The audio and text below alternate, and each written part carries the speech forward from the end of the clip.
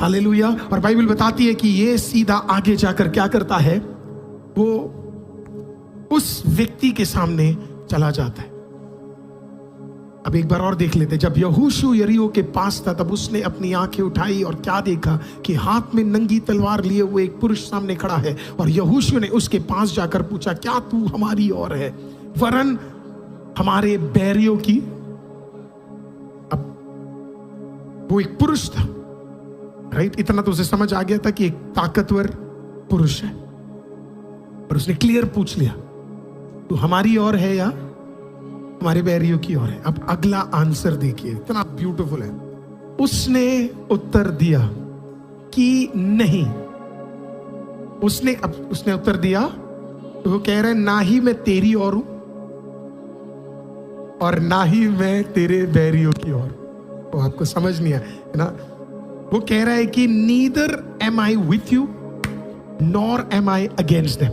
अभी भी नहीं समझ आया टेक्स्ट। वो ये कह रहा है कि ना ही मैं तेरी ओर हूं और ना ही मैं बैरियों की ओर। नहीं समझ आया आपको? आई विश आप ये पॉइंट समझ जाए। नहीं समझ आया अभी भी? ओहो। यहोशू पूछता है, तू मेरी ओर है या मेरे बैरियों की ओर है? तो इसका मतलब अभी कंट्रोल में कौन है? यहोशू कह रहा है तू मेरी ओर है या मेरे?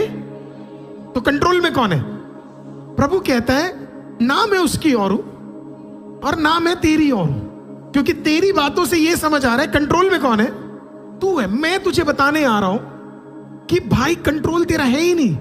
ना मैं तेरी ओर हूं और ना मैं उसकी ओर हूं। सुन ध्यान से, तू अब मेरी ओर होने जा रहा है। गॉड, यही तो प्रॉब्लम है ना, आप टेक्स्ट ध्यान से पढ़ते नहीं है ना। जब आप इसके डीपली जाएंगे, प्रभु उसके सामने आकर पता है क्या कहता है? सुन, इतनी देर से तुझे ये लग रहा था युद्ध तेरा है, मैं उतर कर तुझे ये कहने आया हूं युद्ध मेरा है और तू मेरी ओर है। इतनी देर से हमें यह लग रहा था जोशुआ लड़ने जा रहा है। खुदा ने कहा तेरी पहली लड़ाई में तू नहीं लड़ेगा, लड़ने मैं जा रहा हूं और तू मेरे साथ होने जा रहा है।